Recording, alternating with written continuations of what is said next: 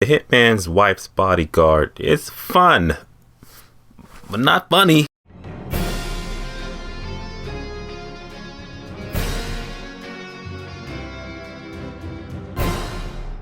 The Hitman's Wife's Bodyguard. The Hitman's Wife's Bodyguard is the sequel to the Hitman's Bodyguard movie that came out 2017, 2018. This was a sequel to a movie that you probably saw one time and were just like, okay, that Ryan Reynolds Sam Jackson movie, that was okay. Did it need a sequel? I don't know, but we got one. It's coming next Friday, and is this movie good? Let's say this movie is, like I said, it's a fun movie, not necessarily funny. I know comedy is subjective, but there are a couple of times I chuckled. So, like I said, it has its moments as an action movie and it's a buddy cop movie, kinda. And it does excel a little bit, but this movie is, for all intents and purposes, it's all over the place. It's kind of a fucking mess. One of those fucking messes that's like, you can turn your brain off. You just want to see some crazy Sam Jackson and Ryan Reynolds antics, then, hey, Hitman's Wife's Bodyguard, coming out next Friday. And the pros and cons why I believe that this movie that's coming out next Friday, I just repeated that, is coming out next Friday, and if this is your cup of tea, you just want to watch a brainless action movie with some humor in it, then this movie might be for you. Here we go. About acting in the movie, Ryan Reynolds, Samuel Jackson, and Salma Hayek,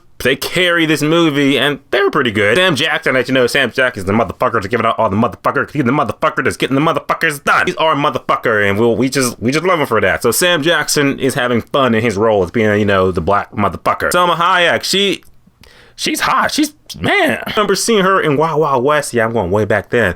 And I'm like, yeah, she was beautiful then, and she still got it. She has fun in her role, just being not crazy, over the top, just, you know, Mexican, just badass.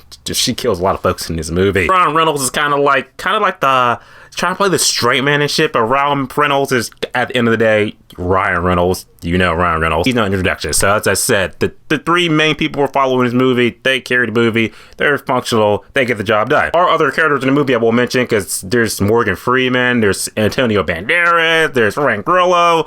A bunch of people are going to be like, well, you're in this movie too? Well, shit, y'all might have a free weekend. So overall, adding in the movie, it's passable. It's cool. Now, plot in the movie, more or less, there's like a lot of subplots, but here's the main plot. You got Samuel Jackson, pretty much, he killed Ryan Reynolds, is, you know, guy who's protected his shit. So now Ryan Reynolds is on sabbatical. He's like, okay, I don't want to do the Hitman Bodyguard shit no more. But through a series of unfortunate events, Salma Hayek, Samuel Jackson's wife, pretty much drags Ryan Reynolds into a harebrained scheme of shit. And now you got Antonio Banderas trying to take over the world by blowing the world up by doing some crazy over the top, you know, bad guy shit. It's up to pretty much Ryan Reynolds as Samuel Jackson and Salma Hayek to stop Antonio Banderas from just, you know, doing this heist to blow up the world.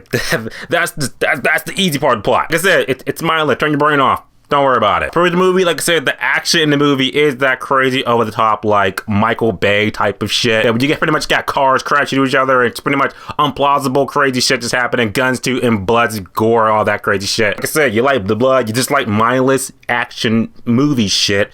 It has in there for you. I feel like the actors in this movie are pretty much just having fun with it. It's pretty much just like one of those, like, yeah, this is just, you know, a movie we can just put out, you know, before Fast and Furious and shit. So, yeah, let's just make a fun, you know, sequel to a movie that no one really remembers. So I'll say the comedy movie, like I said, comedy is subjective. And, you know, if you don't know me, I'm a little hit and miss with comedy. But I will say the comedy, like I said, when it works, it's pretty fun. But when it doesn't work, it's kind of just like, you've seen this done before. It's like you've seen it done in other movies, but just better. It's that comedy that's kind of just like, okay, yeah, they're just, you know, for, you know, because they're cussing and shit like that. That's funny. I don't know. At the end of the day, Hitman's Wife's Bodyguard is a pretty functional, fun movie.